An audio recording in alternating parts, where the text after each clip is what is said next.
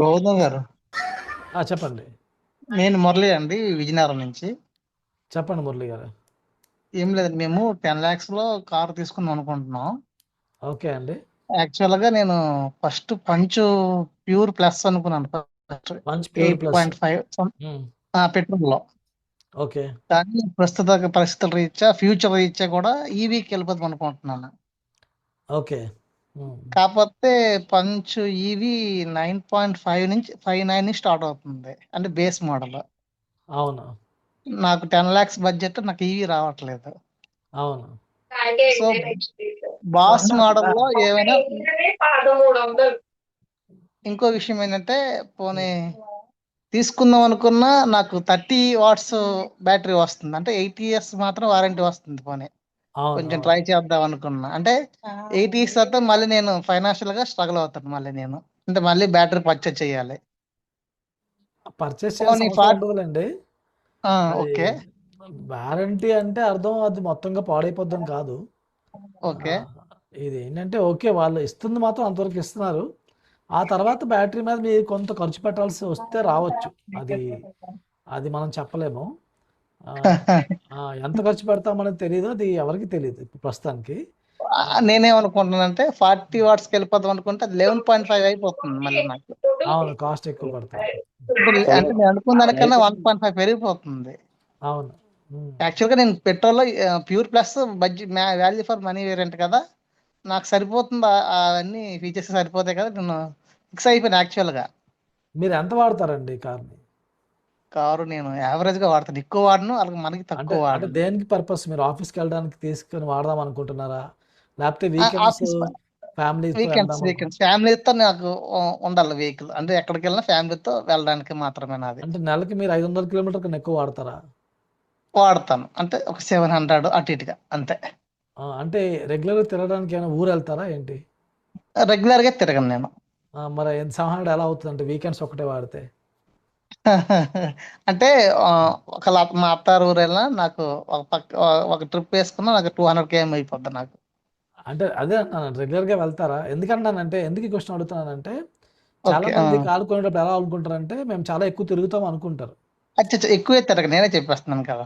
మీరనే కాదు, చాలా చాలా మంది అరే మేము 1000 కిలోమీటర్లు తిరుగుతామండి అనుకుంటారు.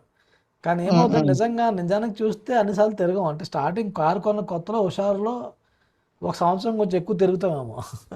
అవును, అయితే ఆ, మళ్ళీ మేమేం అనుకుంటున్నాం ఆ, అంటే, ఒక 1 year 2 year అయిపోతే డైలీ ఆఫీస్ కూడా వేసుకెళ్ళిపోదాం అనుకుంటున్నాం, ఒక 2 years తర్వాత. అంటే ఇప్పుడు తక్కువ వాడినా అదే విత్ ఇన్ 2 years నేను డైలీ వేసుకెళ్ళిపోదాం అనుకుంటున్నాం. అదండి. ఓకే, మీరు ఇవి ఒకటి వాడదాము అనుకుంటే ఇవి తీసుకోవచ్చండి, తీసుకోకూడదని ఏం లేదు. బడ్జెట్ అయితే ఉమ్. పెరుగుతుంది. మీకు 30 కిలోవాట్ బ్యాటరీ తీసుకుంటే 8 ఇయర్స్ అయిపోయిన తర్వాత గ్యారంటీగా ప్రాబ్లం వస్తుంది. అదే 40 కిలోవాట్ తీసుకుంటే రాదు అనేం లేదు, వాడు వారంటీ 15 years ఇస్తాడు. వాడు వారంటీ ఇస్తున్నాడు కదా అనేసి. ఇస్తున్నాడు కరెక్టే. అంటే వారంటీ ఇచ్చేంత మాత్రం ప్రాబ్లం రాదని కాదు, వాడు వాడు వారంటీ ఇచ్చాడు కాబట్టి దాన్ని రెక్టిఫై చేసి మనకి ఇవ్వాలి. So yes. 8 ఇయర్స్ తర్వాత అయినా కార్కి ఏమవుతుందంటే, ప్రాబ్లం వచ్చినా కొన్ని సెల్స్లో ప్రాబ్లం వస్తే ఆ సెల్స్ మాత్రం రీప్లేస్ చేసేసి ఆ, మిగతావి ఇంకా రెక్టిఫై, మొత్తం బ్యాటరీని రీప్లేస్ చేయాల్సిన అవసరం రాకపోవచ్చు. ఆ, ఓకే. విపరీతంగా వాడితే కనుక అప్పుడు కొంచెం మీరు 150,000 కిలోమీటర్లు, ఇప్పుడు 160,000 కిలోమీటర్లు కదా మీకు ఇచ్చేది వాళ్ళు. అవును, అవును. 30 కిలోవాట్లో 8 ఇయర్స్ 1,60,000. సో ఉమ్. మీరు అంతకన్నా ఎక్కువ తిరిగేశారు అనుకోండి, ఆ, అంత తిరగను నేను. అప్పటికి మీ పైసా వసూలు అయిపోయినట్టు యాక్చువల్గా. సో అది పాయింటే. సో ఇక్కడ మీరు ఎందుకంటున్నానంటేనండి, మీది నిజంగా యూసేజ్ ఉంటే తీసుకోండి. ఇప్పుడు పెట్రోల్ కార్ తీసుకోవడం వల్ల పెద్ద ప్రాబ్లమ్స్ ఏం లేవు. అంటే ఇది ఎక్కువ సోషల్ మీడియాలో మీరు ఎక్కువ షార్ట్ వీడియోలు చూస్తే కనుక ఒక రకమైన ఉమ్. భయం అనేది ఉంటుంది. ఎందుకంటే ఇథనాల్ కలిపేస్తారు అది ఇది అని. అంటే అక్కడ గవర్నమెంట్ ఏదో చెప్తుంది, దాన్ని ఏదో మార్చేసి చెప్పేస్తారు అనమాట, ఎలా పడితే అలాగా. ఎందుకంటే అందరికీ వ్యూస్ కావాలి. ఉమ్. కరెక్టే అట, బట్ అంటే ఈ మనకి సెంట్రల్ మినిస్టర్ ఏం చెప్తున్నారంటే విత్ ఇన్ షార్ట్ పీరియడ్ లో బ్లెండింగ్ అనేది పెంచేస్తామని సెంట్రల్ మినిస్టర్ స్టేట్మెంట్ ఇస్తున్నారు అక్కడ. సెంట్రల్ మినిస్టర్ స్టేట్మెంట్ ఇచ్చి ఏవి చేయలేదండి. అతను చేద్దాం అనుకోండి, ఎప్పుడు చేద్దాం అనుకున్నాడు? ఏమన్నాడు? ఎథనాల్ రూపాయలకి ఇచ్చేస్తా అన్నాడు. ఇప్పుడు ఇస్తున్నాడా? ఇవ్వలేకపోతున్నాడు. ఇంకోటి ఉమ్. మీకు తెలుసు, నాకు తెలిసి మీరు విజయనగరం ఉన్నారంటే మీకు ఫార్మింగ్ అగ్రికల్చర్ గురించి ఐడియా ఉంటుంది. సో అవును. ఇథనాల్ అనేది ప్రొడ్యూస్ చేయాలంటే ఈ రోజుకి 20%కి వచ్చారండి. 2003లో 2003లో ఫస్ట్ ఈ ప్రోగ్రామ్ అనేది స్టార్ట్ అయింది. ఏది అవును ఎథనాల్ అవును ప్రపోజల్ బ్లెండింగ్ స్టార్ట్ అయింది. బ్లెండింగ్ బ్లెండింగ్ కాదు, ప్రపోజల్ అసలు. అంటే బ్లెండింగ్ ఓకే గురించి ఓకే ప్రపోజల్ 2003. ఓకే 2015-14 దగ్గర నుంచి కొంచెం సీరియస్గా వర్క్ చేయడం స్టార్ట్ చేశారు దీని మీద. సో 2015 ఓకే 16 స్టార్ట్ చేస్తే 10 ఏళ్ళు పట్టింది వాళ్ళకి 20% బ్లెండింగ్ రీచ్ అవ్వడానికి. సో ఉమ్, ఇప్పుడు నుంచి మనం 30కి వెళ్ళడానికి ఎంత టైం పడుతుంది?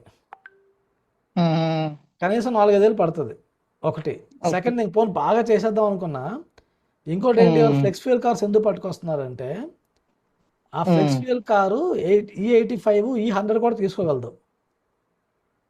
ఉమ్, అండ్ ఇంకోటి, ఆల్రెడీ బైక్స్ లాంచ్ అయిపోయాయి హీరో వాళ్ళవి, ఇథనాల్ మీద రన్ అయ్యే బైక్స్. సో ఉమ్. ఎక్స్ట్రా ప్రొడ్యూస్ అయ్యే, నేను ఇదంతా ఎందుకు చెప్తున్నానంటే అండి, మీ ఒక్కరి కోసమే కాదు, ఇది అందరికీ యూజ్ అవుతుంది. ఎందుకంటే అందరికీ క్వశ్చన్ ఉంది, అందుకు నేను కొన్ని డీటెయిల్స్ అవును చెప్తున్నాను. అవును సో అవునవును ఇక్కడ ఇథనాల్ ఏంటంటే, ఇథనాల్ అనేది ఇప్పుడు ఎక్స్ట్రా ప్రొడ్యూస్ అయ్యే ఇథనాల్ని వాళ్ళు ఆ ఫ్లెక్స్ ఫ్యూయల్ కంప్లైంట్ కార్స్లో కానీ, బైక్స్లో కానీ, వెహికల్స్లో కానీ పంపిద్దామని చూస్తున్నారు, యూజ్ చేద్దామని చూస్తున్నారు. సో ఓకే రేపు పొద్దున్న మీకు E20 పెట్రోల్ ఉంటుంది అనమాట, ఉండాలి.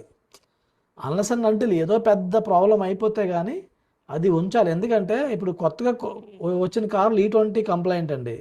కానీ పాత కార్లు, పాత బైక్స్ అన్నీ కూడా E20 కూడా కంప్లైంట్ కాదు. వాటిని ఏదో రకంగా నడిపించుకుంటున్నారు జనాలు. ఇప్పుడు వాటి మీద E30 మీరు ప్రయోగిస్తే, వాళ్ళ కార్లు కానీ, బైకులు కానీ పాడైతే గవర్నమెంట్ అందరూ కలిసి కూల్ చేస్తారు. సో అంటే నేను ఇవెందుకు చెప్తున్నానంటే, E20 అంటే బ్లెండింగ్ గురించి ఊరికే భయపడడానికి ఆ, ఆస్కారం తక్కువ. ఎందుకంటే ఫ్లెక్స్ ఫ్యూల్ వైపు గవర్నమెంట్ ఆలోచిస్తుంది. బట్ ఆ ఫ్లెక్స్ ఫ్యూల్ కూడా టైం పడుతుంది. ఇవన్నీ కూడా ఒక రోజులో అయిపోయేవి కాదు.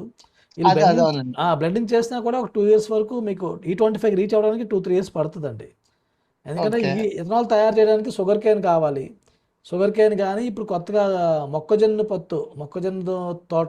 ఉంటుంది కదా, దాని నుంచి ట్రై చేస్తున్నారు. ఇంకా వేరే రైస్ గ్రెయిన్ నుంచి, వీట్ గ్రెయిన్ నుంచి ట్రై చేస్తున్నారు. మన దగ్గర మామూలుగా ఫుడ్ పండించుకోవడానికి చాలా ఇబ్బంది అవుతుంది. ఇది ఎంత ఇథనాల్ పండించేస్తారు దాన్ని. సో ఇవన్నీ కూడా నాకేంటంటే, వీళ్ళు చెప్తున్నారు కానీ భయపెడుతున్నారు. డీజిల్ కూడా అలాగే బ్యాన్ చేసేస్తాం అని ఊరికే భయపెట్టారు. సో డీజిల్ కార్ని బ్యాన్ చేయొచ్చు కానీ డీజిల్ని బ్యాన్ చేయలేరు. డీజిల్ బ్యాన్ చేస్తే దేశం అయిపోద్ది, దేశం పరిగెట్టలేదు. సో సో అలా అని చెప్పేసి ఈ పెట్రోల్ కార్స్ని కంప్లీట్గా మనం భయపడాల్సిన అవసరం లేదండి. మన యూసేజ్ తక్కువ ఉంటే పెట్రోల్ కార్ కొనుక్కోవచ్చు. సో ఇది ఎందుకంటే క్లారిటీ కోసం, అందరి కోసం నేను చెప్తున్నాను అనమాట, మీకు కూడా యూజ్ అవుద్దని. అది ఓకే ఎథనాల్ గురించి మ్యాటర్. అది ఎథనాల్ బ్లెండింగ్ పెట్రోల్ కార్ కొనాలంటే భయపడుతున్నాం అన్న వాళ్ళకి ఇది క్వశ్చన్ ఆన్సర్ అనమాట. Okay okay yeah. So EV వైపు మీరు వెళ్ళాలనుకుంటే, మీ యూసేజ్ ఉంటే, మీకు ఇంట్రెస్ట్ ఉందంటే చేయండి. ఎందుకంటే కొంతమంది యూసేజ్ ఉన్నదాన్ని పక్కన పెట్టేసి ఈవీ డ్రైవింగ్ బాగుంటుంది, స్మూత్ ఉంటుంది, కొత్త టెక్నాలజీ ఎక్స్ప్లోర్ చేసినట్టు ఉంటుంది అనుకుంటే 30 కిలోవాట్ తీసుకున్నా కూడా మంచి వాల్యూ ఫర్ మనీనే తీసుకోవచ్చు. మీరు 10 ఏళ్ళు వాడినా, 10 ఏళ్ళ తర్వాత బ్యాటరీ ప్రాబ్లం వస్తే 1-2 లక్షలు ఖర్చు పెట్టి దాన్ని బాగు చేయించుకొని వాడినా మీకు మళ్ళీ పైసా వసూలు లేదు యాక్చువల్గా. ఓకే అంటే ETC ఇచ్చినా మరి తక్కువ వాడితే ఇంకా దాని లైఫ్ పెరుగుతుంది అంటారు. తక్కువ వాడితే పెరగడం అని ఏం లేదండి, యూసేజ్ ప్రాపర్గా వాడాలి. తక్కువ ఎక్కువ అని అదే కాదు. అదే అదే ఓకే అది మీరు అర్థమైంది పద్ధతిగా అదే వాడితే పెరుగుతుంది. కానీ ఈ విషయం ఏంటంటే, మనం ఎవరో ఇప్పుడు ఓకే, టాటా వాళ్ళు కానీ ఎలక్ట్రిక్ కార్స్ లాంచ్ చేశారు, చాలా 5-6 ఏళ్ళు అయిపోయింది. వాడిన వాళ్ళు కొంతమంది బాగానే వాడుకుంటున్నారు, బాగానే రేంజ్ అవి వస్తున్నాయి. కొంతమందికి ప్రాబ్లమ్స్ కూడా వస్తున్నాయి. సో మనం దానికి కూడా ప్రిపేర్ అవ్వాలి. మీకు ఎందుకు చెప్తున్నానంటే, ఎలక్ట్రిక్ కారు మొత్తం అంతా కూడా గుడ్ న్యూస్ ఒకటే కాదు, కొన్ని ప్రాబ్లమ్స్ కూడా ఉన్నాయి. కాబట్టి ఆ రిస్క్ ఎవరు తీసుకోవాలంటే, నిజంగా ఎక్కువ యూసేజ్ ఉన్న వాళ్ళు తీసుకుంటే దానికి అర్థం అని. అంటే మీ అదృష్టం బాగుంటే మీకు ఏ ప్రాబ్లం రాకుండా కారు నడుస్తూ ఉండొచ్చు, లేకపోతే కొన్ని ప్రాబ్లమ్స్ కూడా రావచ్చు. అంటే ఇవన్నీ నిజాలండి. కారు కొనుక్కునేది మాట్లాడుకోవాలి, కారు అదే కొనేసాక అదేనండి మాట్లాడుకుంటే బాగోదు. ఓకే సో దాన్ని బట్టి ఆలోచించుకొని డెసిషన్ తీసుకోండి. ఈవీ కార్ తప్పేం కాదు. అందులో మీరు 10 lakhs బడ్జెట్లో ఈవీ తీసుకుంటే మీరు ఎక్కువ రిస్క్ చేస్తున్నట్టు కాదు. మీరు ఒక 6-7 years వాడితే 4-5 lakhs డబ్బులు సేవ్ చేస్తారు. ఓకే ఓకే అండి. Sir okay thank Govardhan you గారు